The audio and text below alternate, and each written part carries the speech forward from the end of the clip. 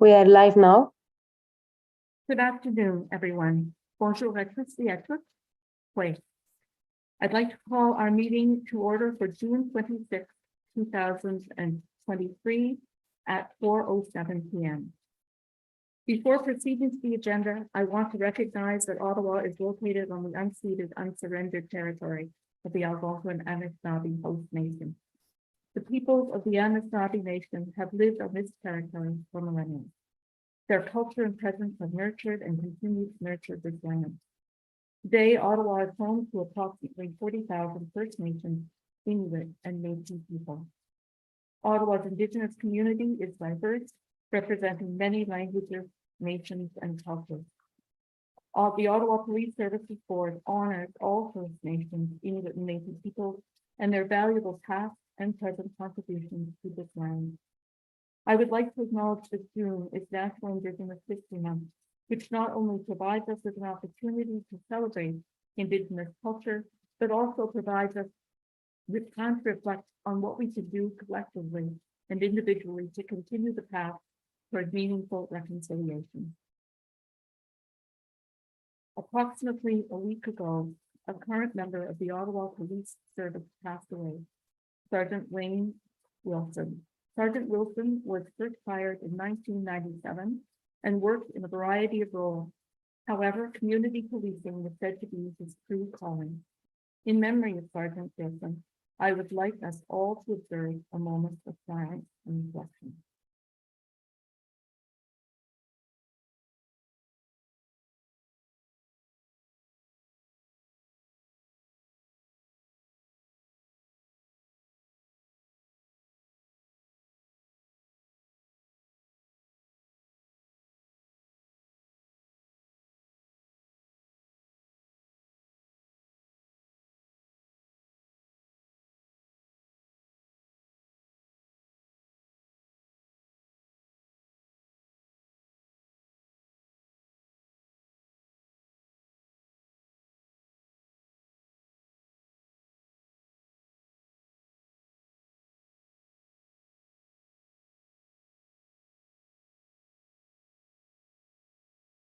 We are currently broadcasting on Zoom and live streaming on YouTube.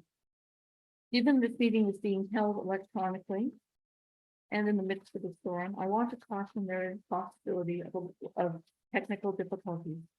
Should we receive any disruptions, I would ask that everyone remain patient as we work to try to fix the issue and resume the meeting as soon as possible. Prior to this public meeting, we held our in-camera meeting. The board considered two additional items and discussed a major event briefing in Canada Day, a confidential SIU report, a delay application, and 4 labor relations matters. Before proceeding to our agenda, the board has an announcement it wishes to make. In February of this year, the board launched a nationwide recruitment process for 2 deputy chiefs. The board was seeking progressive leaders with substantive years of senior policing leadership who could lead changes to operations and culture at the Ottawa Police Service under the command of Chief of Police Eric Stubb. After a thorough recruitment process, it is my honor on behalf of the board to announce the permanent appointment of Deputy Chiefs Paul Burnett and Trish Ferguson. Both deputies have demonstrated to the board that they are the best candidates for the roles as effective and collaborative leaders. Paul, Trish, once again, on behalf of the board, congratulations, and thank you for your ongoing leadership in the service and service to the community. And at this time, I would like to turn things over to Chief Stubbs to say a few words and followed by comments by both deputies. Chief. Thank you, Madam Chair. And I do want to thank the members of the police board for their diligent search, both internal and external to the OPS for the 2 new deputy chiefs. And as it turns out, they were right in front of us, despite that external look. I'm very pleased to have both Deputies Ferguson and Burnett formally join our command team, along with Deputy Bell, John Steinbecks, and Christiane Hanot and myself. We now have the stability, knowing that this team will be together for the foreseeable future. I've worked closely with both Deputies Burnett and Ferguson during the past 7 months. They are both passionate about police work and keeping this community safe. Important to me, though, is that both Paul and Trish are great people. They're genuine, they're kind, and I know that I can trust them to take care of their teams and work hard for the city of Ottawa. So Trish and Paul, congratulations to both of you, and let's formally get to work. Thank you.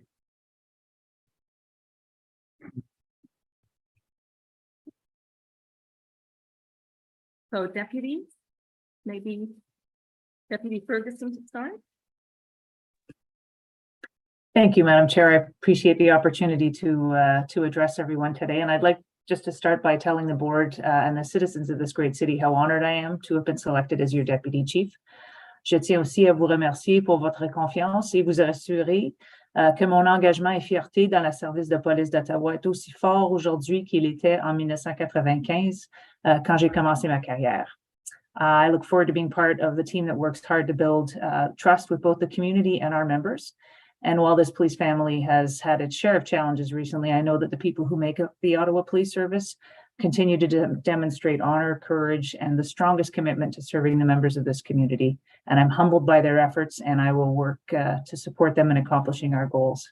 I also have had the pleasure of working with many incredible community leaders who work equally hard to serve the residents of this city. And I've seen what we can accomplish when we work together, and I continue and will continue to look to work alongside them as we make this city a safer place. The Ottawa Police has been a valuable and devoted contributor to this community for over 150 years, and I'm proud to be in its ranks and to carry on the work of the thousands who've come before me. So merci pour l'honneur distinct de servir la communauté. Thank you. Deputy Burnett. Thank you, Madam Chair, and thank you, Board, for the opportunity to address. I'm very honored that the Board has entrusted me with serving as the next Deputy Chief of Police. I'm keenly aware of the work that lies ahead and the responsibilities that come with it. I'm also humbled to be able to continue to serve my community at this level and to be able to provide them with a community policing approach that centers on building safe and healthy communities. And finally, I'm grateful for the opportunity to continue to work alongside the amazing sworn and civilian members of the Ottawa Police Service. Their dedication and expertise is truly inspiring to me. So thank you for this opportunity. Thank you very much for those words, and we look forward to working with both of you. Moving on, I'd like to ask for confirmation of the agenda and that the Ottawa Police Service Board confirm the agenda of the 26th of June 2023 meeting. Is the agenda confirmed? Confirmed. I'm next asking for confirmation of the minutes number 82 of 29th of May 2023, and that the Ottawa Police Services Board confirm minutes number 82 of the 29th of May 2023 meeting. Are the minutes confirmed? Confirmed. Moving on to declarations of conflict of interest, I do want to declare that I have a conflict of interest in relation to delegations that are being presented. Moving on to the public delegations, I would like to indicate that we received one delegation for this afternoon, which you have seen.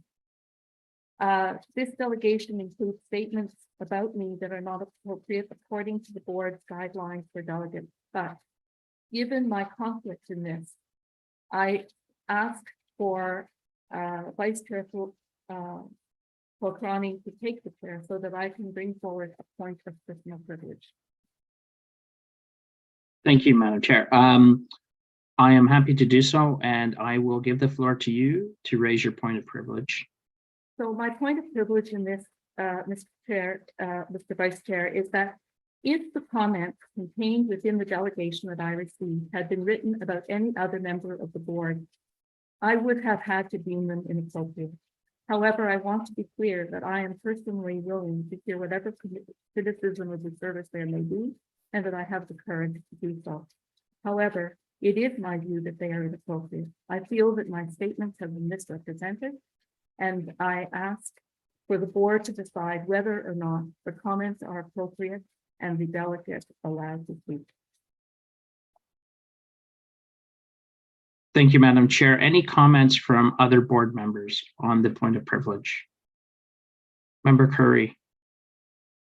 I just thank Dr. Beck and would like to say that this is a very positive show of leadership to ask the board to make this decision, not for her to make it herself. And I'm looking forward to voting that this delegation not be allowed because it is inappropriate in terms of what our rules are, and it is generally inappropriate. Thank you, Member Curry. Any other comments from board members?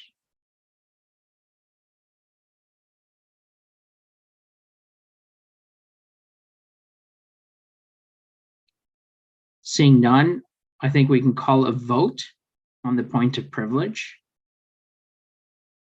That the delegation not be allowed and be deemed out of order, given its inappropriate characterization of the chair of the board. Carried. Carried? Carried. All in agreement? Carried. The motion, the point of privilege is carried. I will now turn it back over to the chair. Thank you very much. Now going to move through the items of the agenda to see which need to be held. We will hold, moving to item 8.1, the chair's verbal report. We will hold this item to my verbal report. Next, moving on to the chief's verbal report, we will hold this item for the chief's verbal report. Item 8.3, Isabella Street lease renewal. Is this held? Item 8.4, South Facility Project Scope Adjustment. Is this held? Yeah, I'd like to hold that.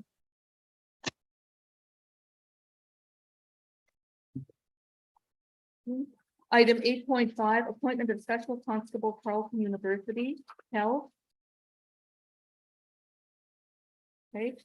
Item 8.6, delegation of Special Constable status, RCMP.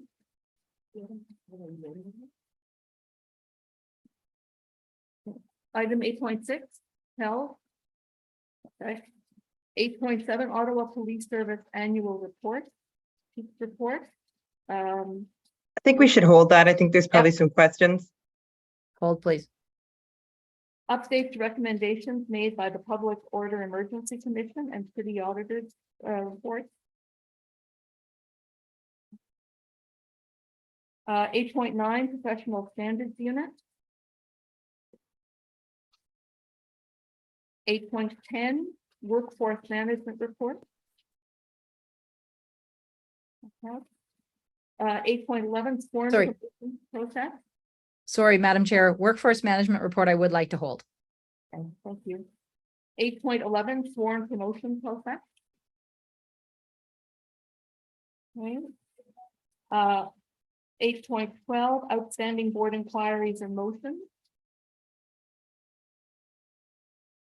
8.13, letters of commendation.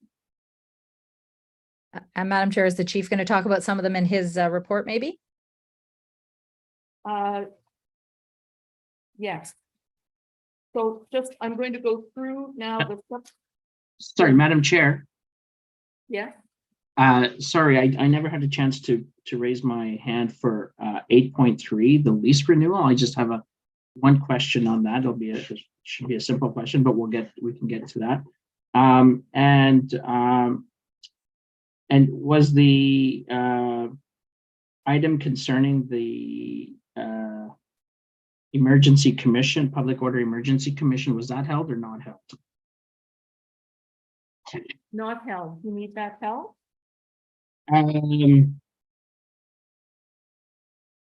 That's 8.8. Yeah, I only have one question related to that. Nonetheless, we'll hold that. Okay. Moving through. Item 8.5. I'll put this motion into the record that the Ottawa Police Services Board approve the appointment of a Carleton University employee listed in document 1 as a special constable pursuant to section 53 of the Police Services Act in accordance with the terms and conditions set forth in the attached approval of appointment form. Is that the item carried? Carried. Carried. Item 8.6, delegation of special constable status RCMP. That the Ottawa Police Services Board delegate authority to the chair and vice chair to approve. Number one, appointments of special constable status in relation to Canada Day 2023. And number two, any memorandums of understanding that are required by the Ottawa Police Service to secure resources from other police services to assist with the operational response to Canada Day. Any exercise of this delegated authority will be reported out at the next regular meeting of the board to be ratified as part of the minutes. Is the item carried? Carried. Item 8.9, professional standards unit. That the Ottawa Police Services Board receive this report for information. Is this item received? Received. Received. Okay. Item 8.11, the form promotion process. That the Ottawa Police Services Board receive this report for information. Is the item received? Received. Item 8.12, outstanding board inquiries and motions, June 2023. That the Ottawa Police Services Board receive this report for information. Is the item received? Received. And item 8.13, from the chief report, the letters of commendation, June 2023. That the Ottawa Police Services Board received this report for information. Is the item received? I think we have to hear the chief's report first, probably in order to do this. So we'll move back then to item 8.1 and the chair's report. So I just want to go through a couple of important items, both since I've started, since unfortunately last time technical difficulties interfered with my being able to join, and I apologize for that. Hopefully the storm stays at bay this time. And earlier in this meeting, I acknowledged that June was National Indigenous History Month, and I'd also like to note that June is International Pride Month. Relationships between police and members of the two-spirit, lesbian, gay, bisexual, transgender, queer, questioning, intersex, asexual, aromatic, and community have been at times strained. However, this month is an opportunity for everyone to reflect and to consider ways that we can work toward achieving inclusive spaces in our communities and here in the city of Ottawa, as well as demonstrate solidarity with the 2SLGBTQIA+ community and continue to fight for equality, safety, and a sense of belonging. I understand I may not be close enough. Let me know if you have difficulty hearing me. This past week, the province announced the recipients of the 2022 Ontario Medal for Police Bravery. A total of 21 police officers from across the province were recognized for having demonstrated great courage in risking their lives to save the lives of others. Here in Ottawa, we have the distinct honor of having 3 of our very own police officers receive this medal. And on behalf of the board, I wish to congratulate Constable Ian Campbell, Constable Wayne Clayton, and Constable Eric Douglas, and thank them for their courageous service.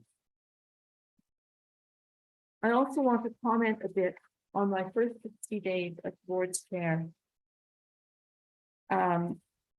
And during these last couple of months, I've begun to meet with members of the public as well as members of or representing various agencies within the public. I've attended public events on behalf of the board, the Community Safety and Wellbeing Advisory Committee, and have had meetings with members of Community Equity Council leadership and school board. I've met with leadership from both associations as well. And in the course of these events, as well as the course of my regular work, I've received a number of requests for meetings. In accordance, I've scheduled at least a day a week through the months of July and August in anticipation of strategic planning to meet with members of the public. And I certainly urge members of the public listening in to take the time to come and meet with me and go through their concerns for the service. It's very important that we hear all of the public's concerns as we want to take these into account during strategic planning. A number of people are reaching out seeking opinions and asking how I would address certain issues. And with this in mind, I want to be very clear. As chair of the Ottawa Police Services Board, I see myself as its servant. I see that I must ensure that members of the board have the information they need to make decisions. And the public statements that I will make will reflect the board's decisions as their spokesperson. And I'll be clear when any statements I'm making are my own and not the board. I look forward to working with the public and all community agencies to bring your opinions and counsel to the board and to the police service. And I ask that the board receive my report for information. The Received. report received. Thank you very much. Moving on now to the chief's verbal report.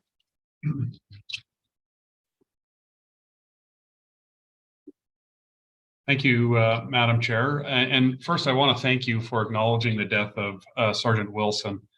While I hadn't met him, all who knew him talk about what a great person he was and the positive influence he had on his team. So really appreciate you taking that time. I will start with a serious event that occurred yesterday afternoon near the Byward Market. The public had reported a male with a knife, and 4 of our members located him on St. Patrick Street. The male was shot by police and he is deceased. Of course, the SIU is involved and will be cooperating with their investigation. We'll also be supporting our members during this difficult time. While I don't know the exact issues related to the subject we encountered, be it mental health, addictions, or something else, but our members on the ground are being called on a daily basis with people carrying weapons and acting erratically. They resolve almost all of them without using this level of force. But I hope the public realizes how challenging and dynamic these calls can be. In regards to this coming weekend, we continue to work with Canada Day organizers and our policing and municipal partners to implement a public safety plan that allows all Canadians and visitors to freely and safely enjoy the capital during this celebration. There will be significant road closures and an increased police presence throughout the downtown core from Friday, June 30th to Sunday, July the 2nd. We will share the City of Ottawa's messaging so residents can check their online traffic map and traffic Twitter account for up-to-date information on the traffic delays. We understand the effects road closures have on local residents in the downtown area, and we will do our best to minimize the impact on them. Additional police resources will come to Ottawa to assist us with security, and we have developed scalable operational plans for any unexpected events.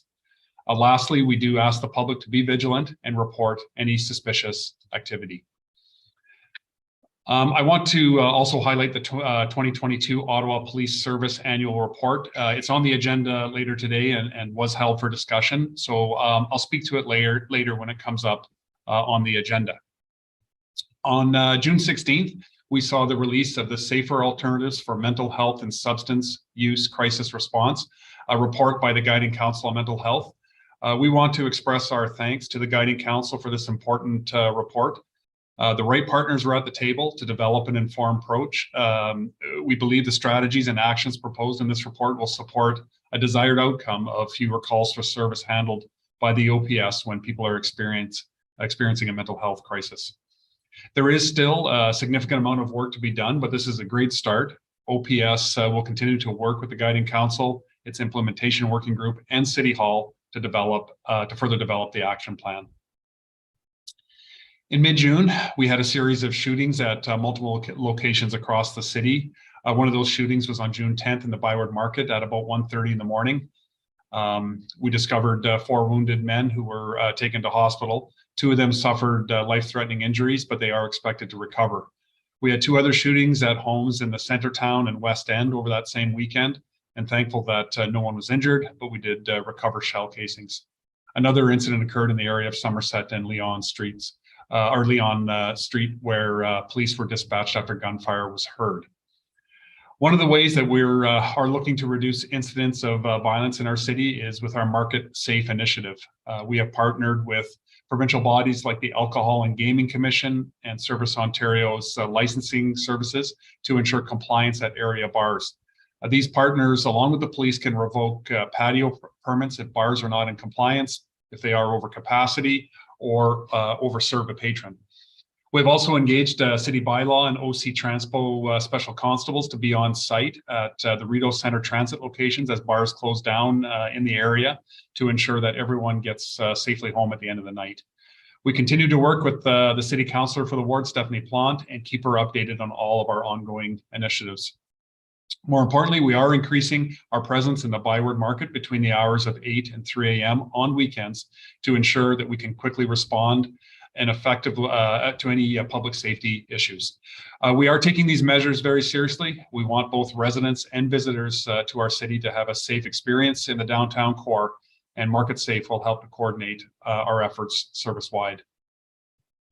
On June 7th, Ottawa police officers in our West Division responded to a call from Holy Trinity Catholic School in Canada about a possible weapon on campus. It resulted in a lockdown where students and teachers remained in place as our officers went room to room to determine if any threat existed. By 3 p.m., they cleared the building and no weapon was found. But as you can imagine, this was a very stressful event, not only for the students and teachers inside the school, but for worried parents. In the days that followed, we began to receive a number of emails from grateful teachers and parents. These emails have been included in this month's commendation report, but I did want to read just a few out to you. So here's the first one. I am so eternally grateful for the work the police and teachers did when my child's school went into lockdown. Phones are often taken and people were asked not to text because it can create confusion and rumors, which I understand completely. I actually feel better now knowing the police have our kids' backs and the teachers were following lockdown rules. The second one, when I finally heard from my son when his school went into lockdown, I asked him later if he was scared. He said no. The police were there and he knew they could handle it. Having taught in the USA, I can say that this is a huge statement from a teenager. Trust in our police is truly a wonderful thing. And the last one, as a teacher at the school that went into lockdown, I wanted to extend my thanks to the officers who responded to our emergency calls yesterday. As you can imagine, the staff and students were incredibly alarmed and frightened. When we knew that the police had arrived and we could hear their presence in the hallways, we felt so relieved. I can't imagine what it is like to respond to a call like that, but I am eternally grateful for your bravery and dedication. Please know that the work you do does not go unnoticed or unappreciated. You made an incredible difference in our lives yesterday. So those are great feedback, and we got more than that. Look, our job as a police professionals is to ensure the safety of our community, and in particular, vulnerable populations like our city's youth. What students witnessed that day, that when there is an emergency, the police are there to help. And we thank the team at the Ottawa Catholic School Board for their support, and to the school administrators and teachers at Holy Trinity. I want to bring to your attention a complex human trafficking investigation. It was reported in the news last week if you saw it. In 2018, a victim came forward to the Ottawa Police Service, which ultimately led to police locating additional victims, some of which were still being exploited by the accused. A total of 7 women were interviewed. Sergeant Sarah Standing was the lead investigator at the time. The prosecution was lengthy and spanned from May 2021 to October 2022. In February 23, the accused was found guilty of trafficking offenses on all 4 survivors that testified. He was sentenced to 15 years in prison. Very significant. This was an incredibly difficult file, and I'm extremely proud of our team in human trafficking. We had key partners on our team that included the Crown's Office and many agencies that assisted us with victim management. Now, after reading about this file in the media, another victim has come forward who was trafficked by the offender 20 years ago. He is now facing additional human trafficking offenses. I thank our incredible investigators in human trafficking, all our partners, and of course, the courageous victims who trusted us and came forward. I'm looking forward to attending our annual Ottawa Police Service Gala in November, and I was pleased to see the two nonprofits that will benefit from the funds raised at the event this year, and they both focus on helping youth in Ottawa. The first one is the Door Youth Centre that offers a drop-in space for youth in the downtown core and provides opportunities to learn new skills like photography, art, or even get help with their homework. The second agency, the Robert Smart Centre, offers a secure treatment facility for youth struggling with complex mental health challenges and offers programs for reintegration to support their families as their children recover. The work these charities do is an important investment in our future to ensure that we are providing the necessary supports to help our children succeed. I'd like to end my verbal report with a story about how our tactical team made one child's dream come true. As part of the Make-A-Wish program, which is a fantastic program, of course, officers assisted a young boy named Caden in a police project called Operational Seaweed. The goal was to recover a secret recipe for Krabby Patty burgers, which was stolen from SpongeBob, Caden's favorite TV show.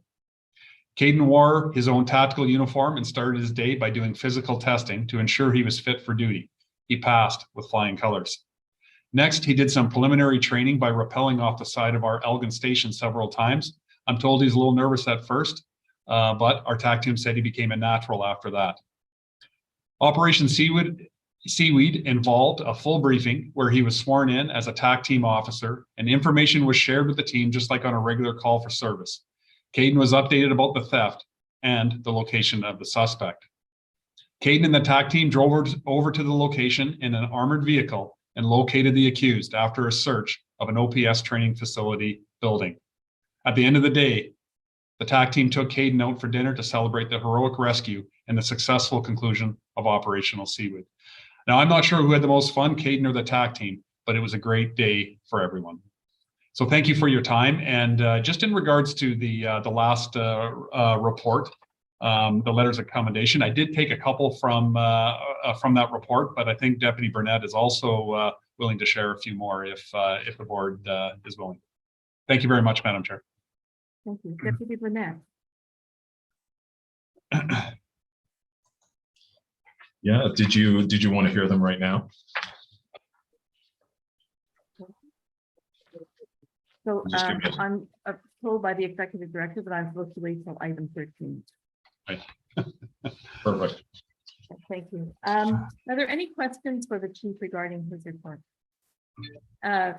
Member Curry. Yeah, first of all, I wanted to say thanks for a great report. That was an excellent report. Lots of great information for us. I wanted to ask the chief, I saw an excellent presentation by the Four Rivers Health team.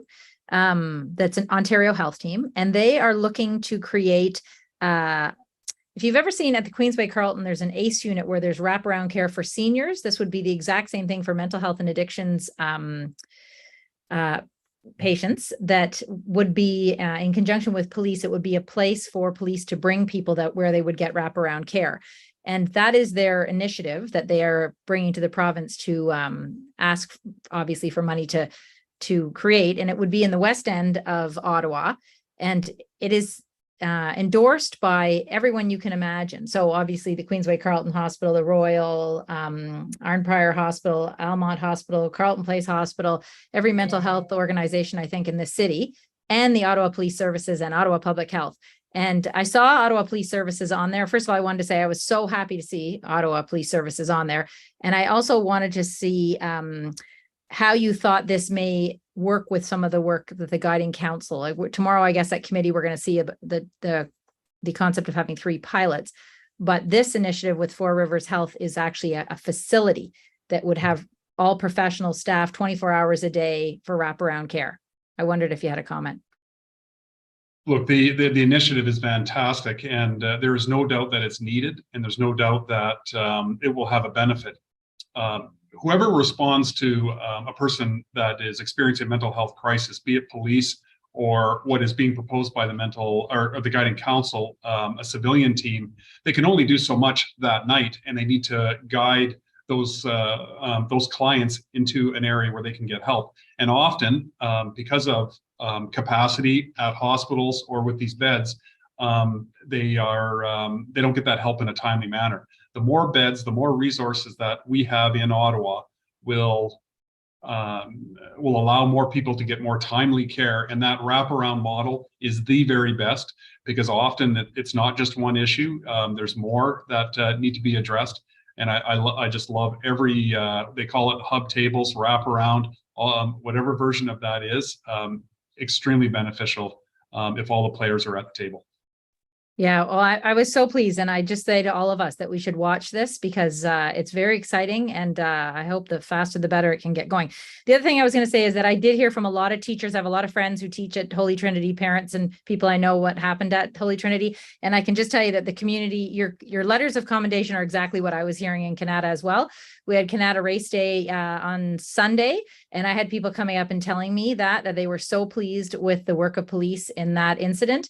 And many comments to say, you know, they hope that police are back in the schools in any capacity, however, the new relationship, whatever it looks like.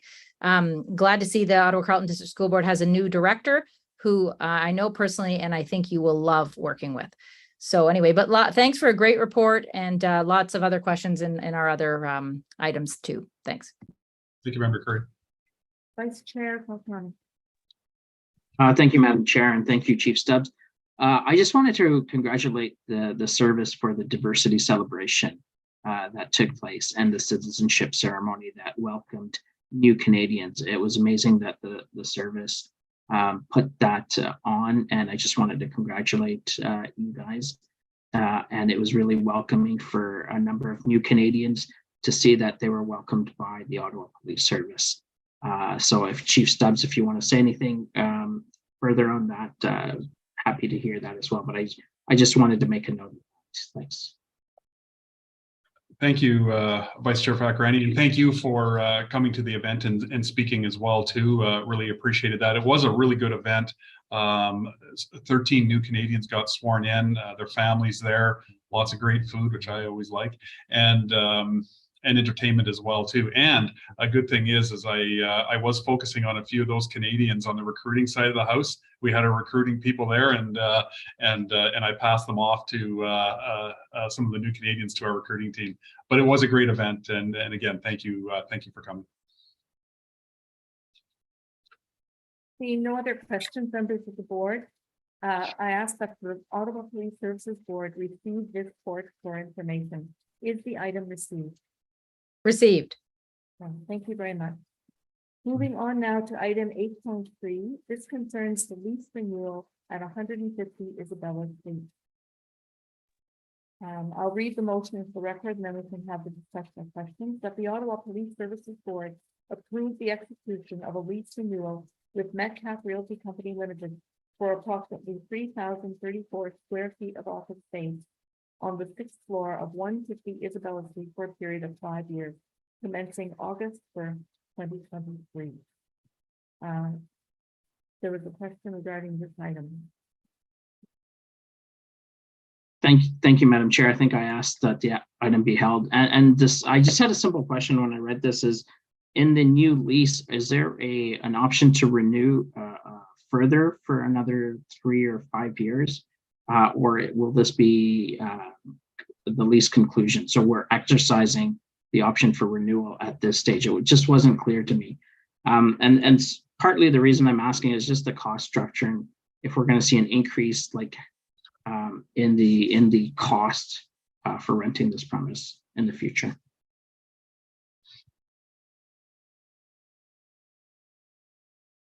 Chief, you want me to take that?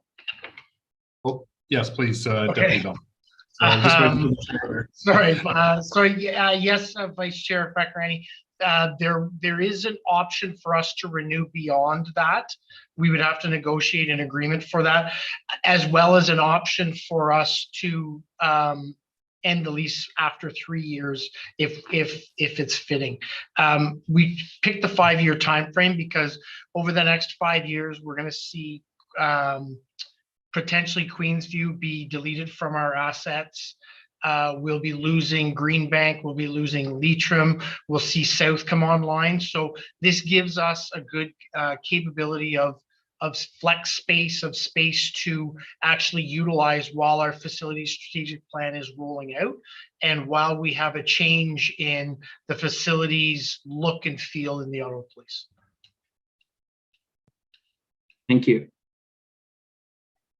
If there are no other questions, is this item carried? Carried. Carrie, Thank you. Moving on now to item 8.4, the South Facility Project Scope Adjustment. And the motion is that the Ottawa Police Services Board direct the Ottawa Police Service to modify the scope of the South Facility project to include the design development of phase B2 for full occupancy by the service. There were questions or concerns. Start with member Carr. Hi, thank you very much. So when I just a couple questions of clarification. When I read this report, I was surprised that Queensview was going to be decommissioned, because I know we just had the refresh. I just wanted to better understand a little bit the implications for the costing. I understand, we're not renovating Queensview anymore. So now we're adding to the Ottawa South facility. Just wanted to better understand this. Still, from what I can see, it still leaves us with about close to 9 million that will still be required as a result of that you'll have to come back and ask the board for. You just talk a little bit about that. And as well, previously talked a little bit about opportunities at the South facility, I think, for other integrating other units other than police service, and just wondered a little bit about the impact on that, if you could speak to those two things to start. Thank you. Thank you. Yeah. Oh, sorry, Chief. Thank you, Member Carr. Over to you, Deputy Bell. Thank you. So through you, Chair, Member Carr, when it comes to the funding, as you've seen, we found a little over $7 million from what would be renovations to Queensview, which leaves about $8 million for us to find. We don't anticipate coming back to the board for further capital investment in that. There are other projects on the facility strategic plan that we are looking at and reevaluating when we would time that. Within the overall facility strategic plan capital budget envelope, we do have the money to be able to accomplish this phase B2 for South Division. We just actually have to identify which of the projects we're going to put off, which of the projects we're going to delay. But within the funding envelope, the money does exist. When it comes to other units that we've worked with, so we've had some pretty extensive discussions with the city, who are also undergoing a facilities plan right now, a facilities review of all of their assets. What they'd indicated to us is at this time, they won't be able to commit to actually co-occupying with us, that would be something that they would consider if needed. They didn't believe it would be likely, but if needed at the end of the year. Based on the change in our understanding of how long we'll have Queensview, it's much less now. Within 5 to 10 years, we'll need to return that asset or that land to the city. We've indicated that we'll need to use that space on the upper floor at South Division to accommodate the people that would have been moving out to that second side of Queensview. So I hope that answers your questions. Yeah, absolutely. And so this was obviously unexpected about Queensview being decommissioned from the city portfolio to you, but you're comfortable with the project as presented now and combining with the South facility? So it was, so where I'll start is it was unexpected for us for Queensview to be taken out of our inventory. We didn't know that until the budget discussions. We've had follow-up discussions with the city. So when it comes to the location itself, yes, we can actually absorb what we need to within South Division to divert the growth we were going to have to do at Queensview. We still do have a gap for the existing tenants that are there that we're currently working through to identify where they'll go. The one challenge that I find about taking Queensview offline is we actually selected Queensview for exactly the reason why it is now being sought by the city.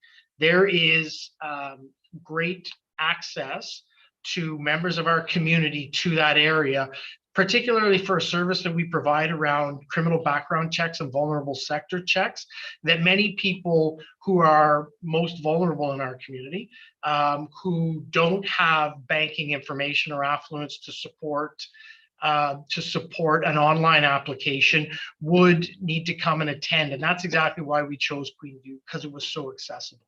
So when we look for a different location, we'll be looking for accessibility to make sure that the people in our community can attend our stations and get those background checks. But in terms of actual footprint, we will be able to manage within South and a second location moving in. Okay, thank you. Member Curry. Marty, Councillor Carr asked all the questions I was going to ask, really. My only comment, well, we had this conversation, we had a long conversation before this meeting. So those were almost all of them. But I thought that the co-location of services at the South facility, whether they were, well, 2 points, whether they were city services or with someone else, I thought we would have some revenue generation from that in terms of operations, but maybe because it's city, maybe it wouldn't really benefit the Ottawa Police Services. But the other is just the concept of co-locating other services was going to be such a positive thing.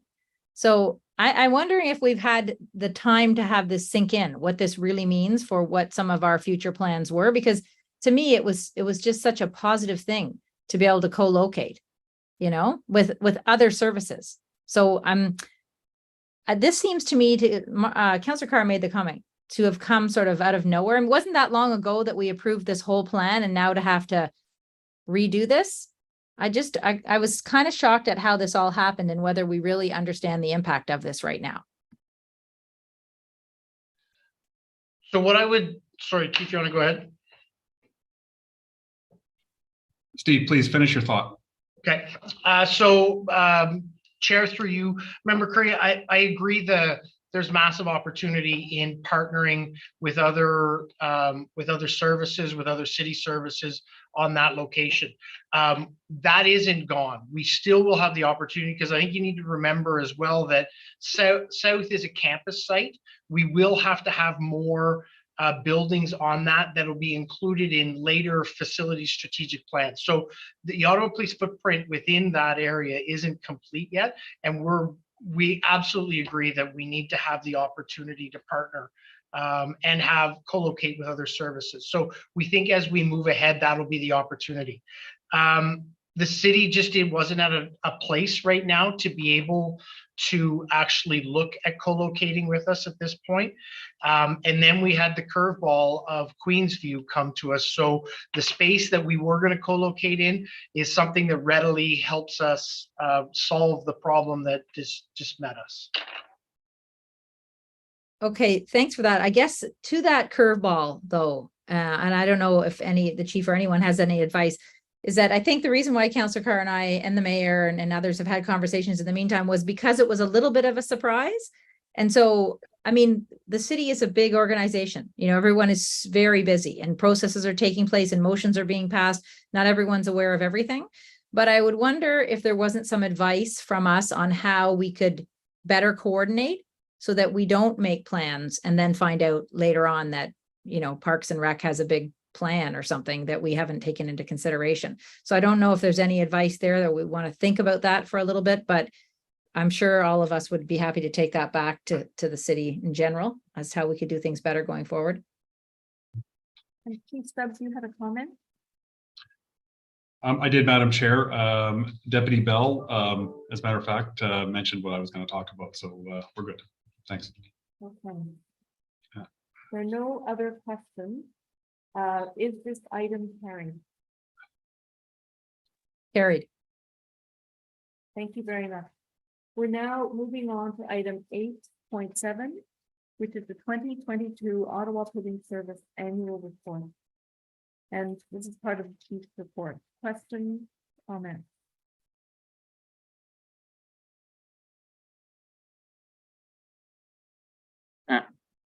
Member Curry. Was there going to be any kind of introduction though to the annual report? I wondered if the chief was going to start off or.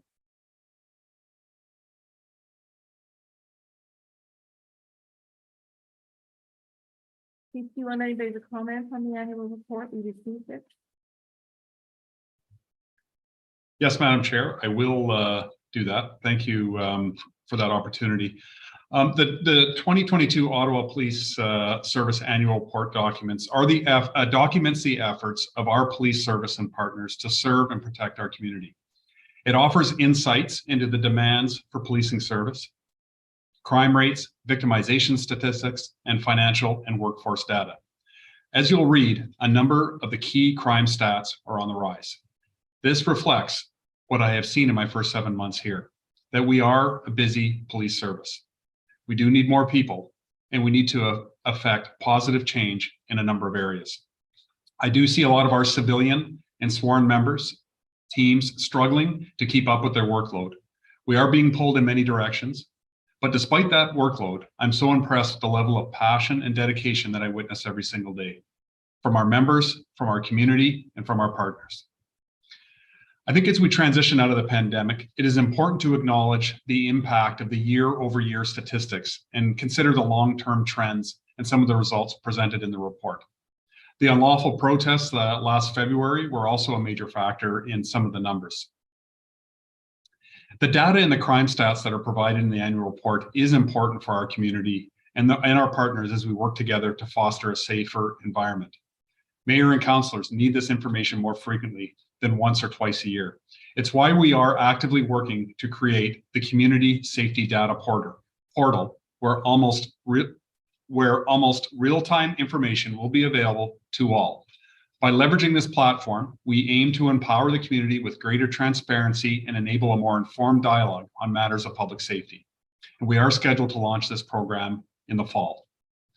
By carefully monitoring these statistics and the trends that surface, along with community feedback, we are well positioned to assist the board in developing a new strategic plan for our police service. This information will support the board in identifying the key areas of focus and initiatives that will enhance community safety and well-being in Ottawa. And as we often state, we recognize that trust is the cornerstone of effective policing. We are committed to fostering open lines of communication, encouraging dialogue, and collaborating with the community to achieve our share of goals. I do want to thank our team that put the annual report together. It was a lot of work. They worked on it for a number of weeks. I think it's a real professional, accurate picture of our policing situation here in Ottawa. And again, the numbers, I want to see them. I want to see them turn the other way. But I think we have some work to do before we can make a real dent in that. And that, includes some of the initiatives that we are working on. We need time for those to roll out. We do need to get ourselves out of our staffing crisis, and our members will have time to proactively pursue some of these initiatives that will really make this community safer. Thank you very much, Madam Chair. Thank you. Any questions? Member Curry. Thank you, Madam Chair. A couple of comments first. I want to repeat what the chief said about to the people that created the report. This is an excellent report written in a language that is highly understandable for people to read and understand, not in a high level document where people don't really understand what you're saying. And in terms of it being an accurate reflection, it is the good, the bad, and the ugly. And that's what a report should be. A report should not be everything's lovely over here, nothing to see over here. It's, there's lots to see over here, and then in a positive way and in a negative way. So I was really pleased to read this report, and just to comment on how readable it was. Definitely, I've had comments from other city councillors who've contacted me to say they have some pretty serious concerns. One particular example is the break-ins or the thefts, I guess, and just theft under one particular example would be in the LCBOs, and how many teenagers are involved in some of those, and that the connection to our schools in terms of talking to youth and helping them to understand a whole bunch of things, actually, not just why we shouldn't steal things. But it is very important, I think, that people look at the stats to see the ages of the people that are involved in crime. I think that's a message to us that more needs to be done in terms of education, and the place to start is in our schools. So I will make that comment overall. I will say that I know we're about to talk to another item about how many officers we need to hire. But, when you look at, and in the next report too, the retirements, and people who are leaving the force. And I have questions about that in the next report. There is a significant message in this annual report that we need additional officers for many reasons. So I'm hoping that we'll have more conversations about that. And the last thing I was going to say was just that in terms of the mental health response, I was really pleased to see in the document that police were also advocating for exactly what the guiding council is advocating for. There were conversations about whether, the police role on the guiding council, and you see in the report how similar the messaging is and the thinking is, and that's a very positive thing to see. This is not a us versus them. This is a hello, we all have a problem here together and we need to work on it together. So I will say that I know that, and I want to remind counselors if they're watching that they should ask for an individual meeting with an officer regarding the crime stats in their wards if they haven't done that already, because there's some specific comments here, ward specific, and counselors would benefit from understanding them better. So those are my overall comments, I guess. Thank you for an excellent report. Thank you. Member Clark. Hi, thank you very much. And I'll say probably my comments aren't going to be too different than Member Curry's. I guess, from my perspective, I can see in the report, which really was well done, that there's multiple references to the new framework that's been developed by the Guiding Council on ways that we can exit spaces where police aren't always the most appropriate responses, and looking at way to meet those needs and explore de-escalation and crisis intervention training. In another aspect, obviously that pilot isn't going to be starting until next year, and I am quite concerned about the increase in crime and the ways in which, looking at some of the statistics, the increases in charges such as shoplifting, the increases, obviously we know about the motor vehicle thefts and the rings of theft that occur there. But the fact that we've got hate crimes, hate and bias motivated offenses up almost 400% in the past 10 years. The fact that calls for service of suspected overdoses, up 136%. I just wondered, other than the guiding, the pilot that's going to happen next year with the guiding council and the city and the alternate response, if you could speak a little bit to, and I know this is the annual report, so it's not really supposed to be forward thinking, that will more come in the strategic plan, but just if you could speak, Chief, a little bit about ways that the service is adjusting to sort of these things and what you need from the city as well. Is it just resources, or if you could speak a little bit to that, that would be helpful. I know it's a concern. I've heard from lots of my councillor colleagues today with respect to concerns for their wards policing, from some of my rural colleagues who feel that, even though their stats are low, that they're not getting the resources. Anything you could provide me would be helpful. And then, of course, Councillor Plant, who just yesterday was dealing with a number of things in the ward.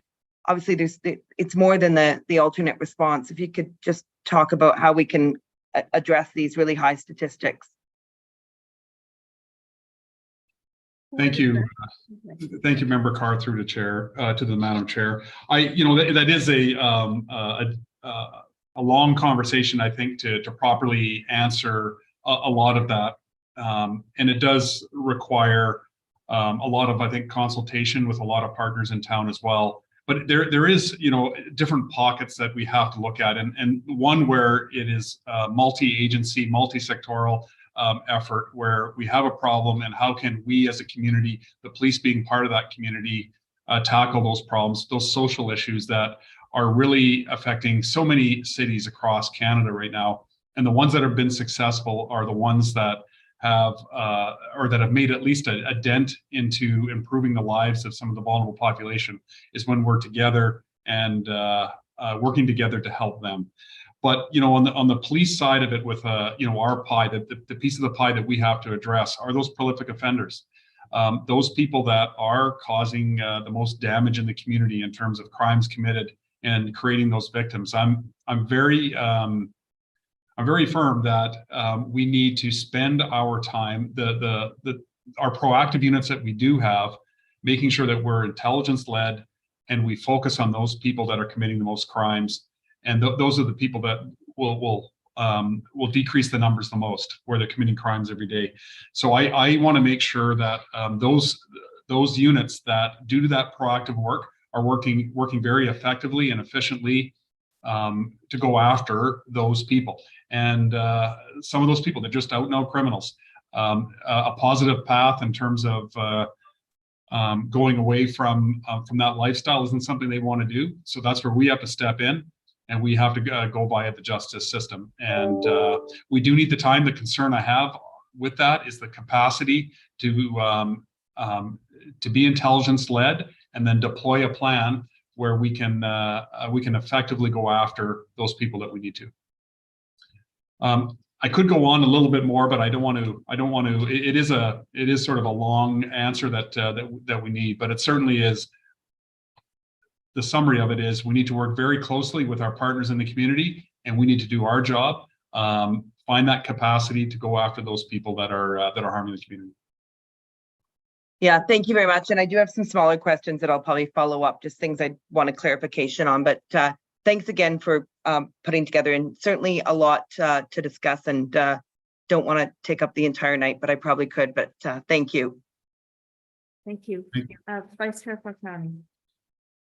Thank you, Madam Chair. My comment, my question is similar to Member Carr, and those are the statistics that really caught my eye.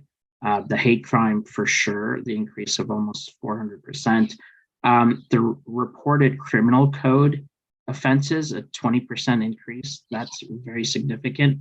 And in line with that, we're seeing a crime severity index increase as well by 12%.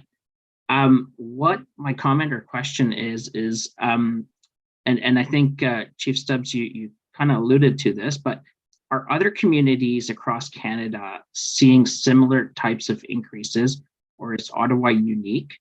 Through your conversations with the chiefs, various chiefs across the country. So if you could comment on that, and maybe if you could comment on root causes, potential root causes, or is there some work that has to be done through a crime prevention lens at this point, given the increase, or are we seeing this as just something that's kind of post-COVID related, and the numbers are reflective of that environment? Like, is that context that's impacting these increase in numbers?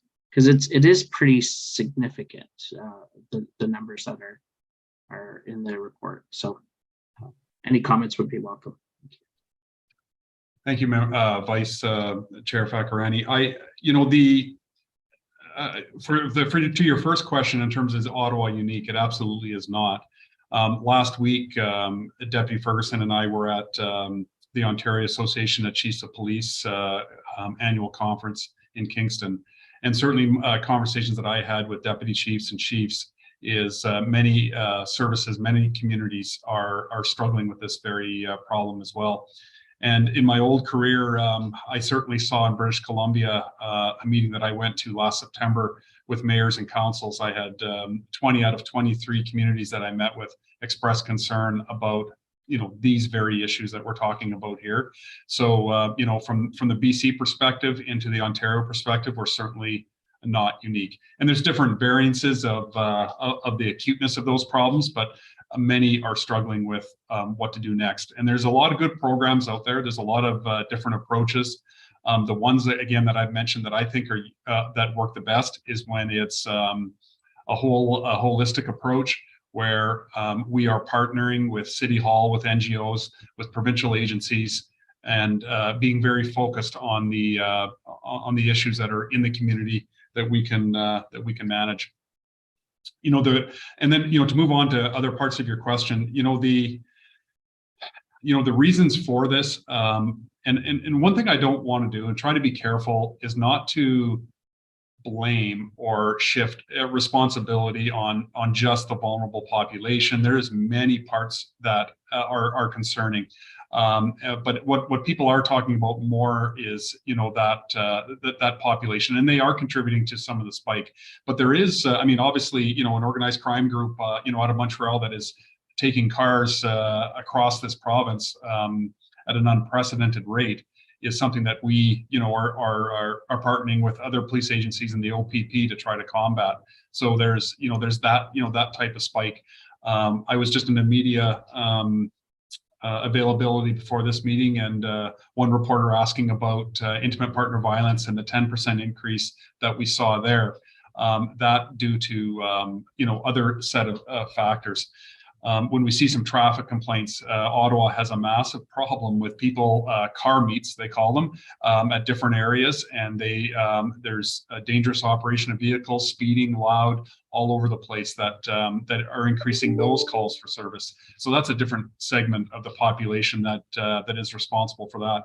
And somebody on the board brought up about liquor store thefts, where youths are walking in knowing that if they can overwhelm an employee and they'll back out, they'll just walk out what they need maybe for the evening and off they go. This is problematic.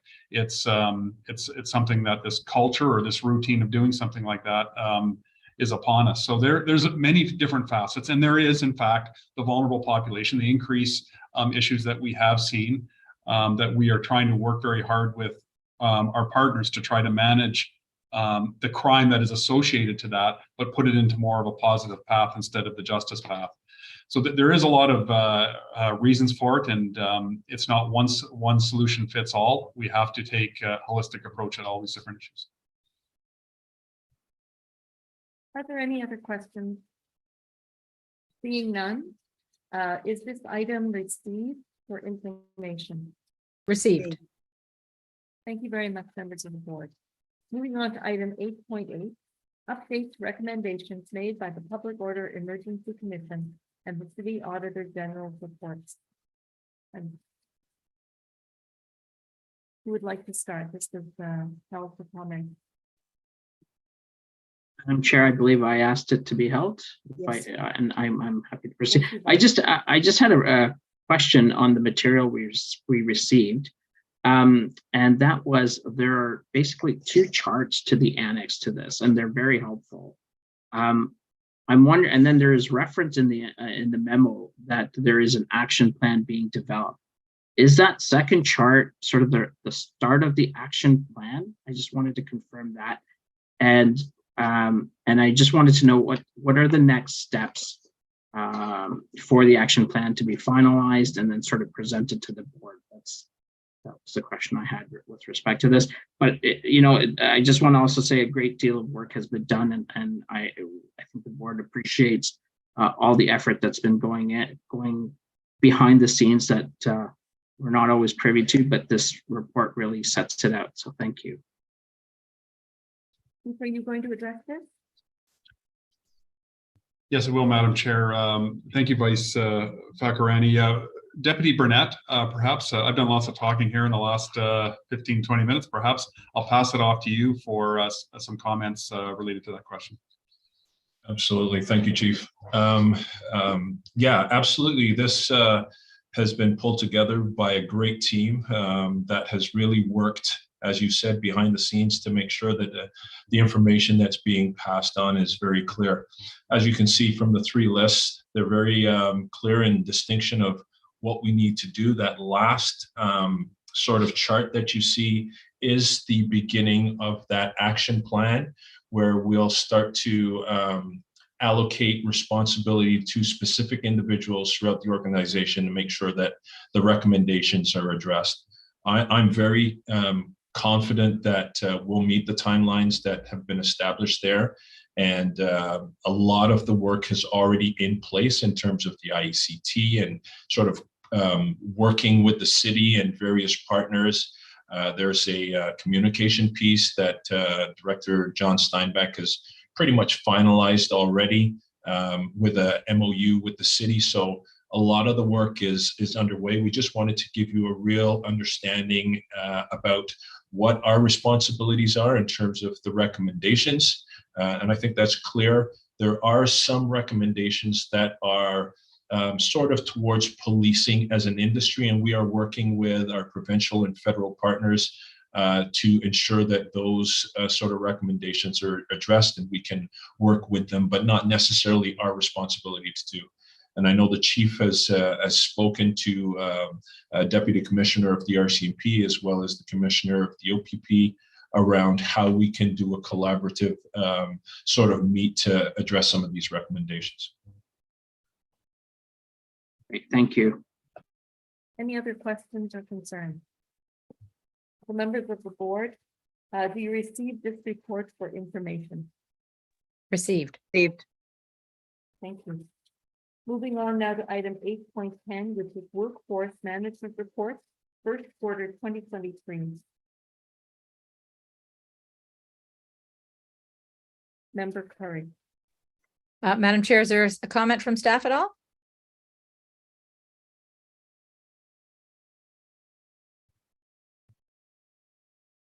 No, Madam Chair, through to Member Curry, no immediate questions or comments at this time.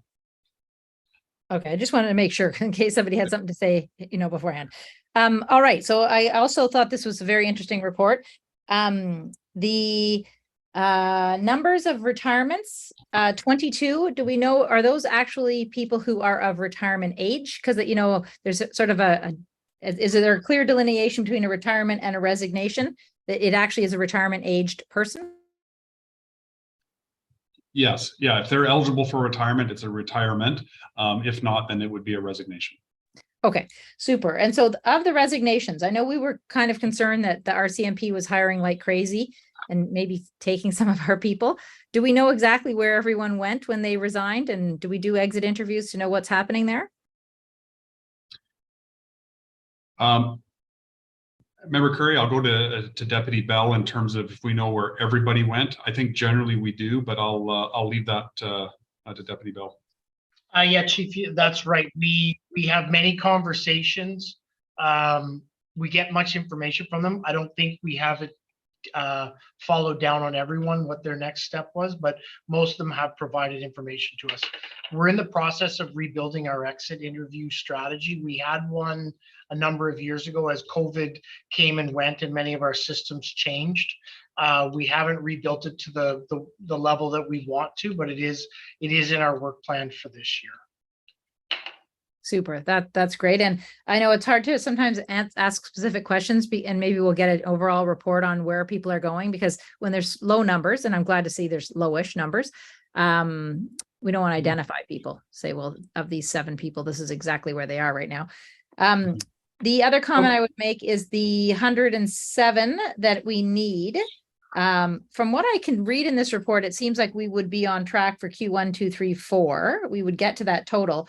But just to clarify, the Ministry of the Solicitor General has added a 4th intake for basic constable training, and the Ontario Police College. Does that help us or allow us to meet this number, or makes it more challenging? I wasn't sure exactly what that meant. So Member Curry, I'll actually go back to the last questions. Sorry, I can give you a bit of information at a high level. Well, from a resignation perspective, most of the members are going to other police services. Some are leaving policing for different careers. And the majority of them that are going to other police services are going back to something. They're going back to a hometown. They're going back to family. They're going back to where they went to school. So that's the overall theme that we're seeing. So I hope that helps you give a little context to that. In terms of the 4th intake, the 4th intake doesn't start until next year. So we'll put that in our planning for next year. What I can let you know is that numbers have increased per intake within 2023. So we've indicated that initially our hiring plan was for 36 for each of the classes. We're now asking for 40 in each of those classes. So the numbers have gone up. We've asked for more of those numbers. We don't know that we'll receive them yet, but we have asked for a larger class size for us in the last 2 intakes of this year. Okay. Thanks for that. If we didn't have a budget limit, would 107 still be our number? Well, I'll answer that. No, if we didn't have a budget limit, it would be much higher.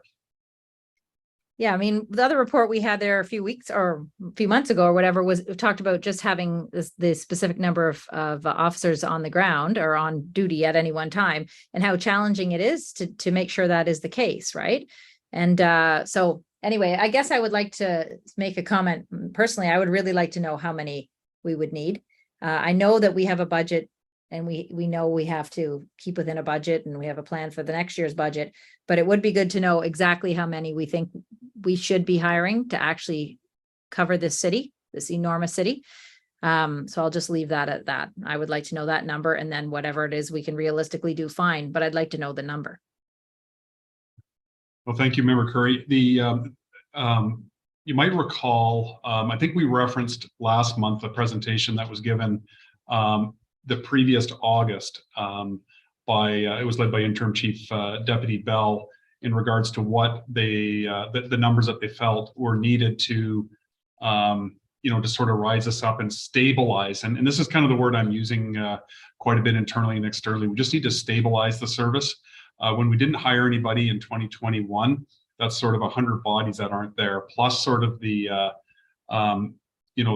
stabilization that we need. And it was around, I believe it was 180 people spread over 3 years, 60 per year, new positions, along with the resignations and retirements to sort of stabilize, and then we can maintain going forward. That was what was presented, give or take, a year ago. Okay, wonderful. Thank you for that. I really appreciate it. Also, just I'll say at this moment, is it Sergeant Fortunato that sent the email out talking about that very thing? I think we received it. Sergeant, or I'm not sure what her ranking is, but anyways, I really appreciated that email. Thank you. Just wanted to mention that the previous presentation, I think, has included the numbers that you were looking for. Member Curry, can be circulated, and that might be helpful to the board. Okay. At this time, does the Ottawa Police Services Board receive this report for information? Received. Thank you. Finally, moving on to item 8.13, letters of commendation, June 2023. And I think, Chief, you had ceded this item to Deputy Chief Burnett. Thank you. A bit of a highlight of my evening here, reading these off. I know Councillor Curry enjoys this. So I'll read the first one. It was received on the 11th of May from a member of the public. And the excerpt of the letter is, I find this email very difficult to write. While watching the news today, I heard that officers from OPS went to Russell to help and assist during this very heartbreaking time for both the death of OPP Sergeant Eric Mueller. I cried. I wanted to thank each and every one of you. You have come to the aid of a family member and that are hurting with pain that seems unbearable. The police family is again in mourning. I am very thankful that this shows people that family members are there for each other. The hurt and pain are real, so for so many thanks again. Take care and be safe. Another excerpt.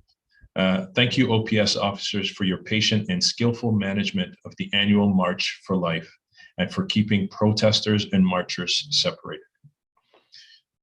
Another one. I just passed an OPS patrol car with the lights flashing eastbound on Highway 417. The officer was assisting a person to change a tire. What a wonderful and kind act, and thoughtful too, as the car was stuck in the bus lane, which is a safety hazard. Thank you for all you do, OPS. I noticed that the chief had read several of the lockdown notes that he had received. There's probably around 14 or 15 emails that came in regarding that particular event. So there are a lot of individuals out there that are very appreciative of the efforts that the police made on that day. Thank you.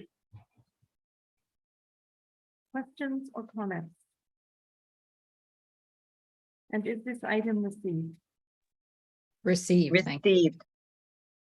Members of the board, we've now come to the end of our agenda. Is there any other business? So I asked, our next meeting will be held on Monday, July 24th. Can I have a motion for adjournment? Thank you, several. Thank you very much to everyone attending publicly. And thank you very much to all those. Merci beaucoup à tous. Miigwech.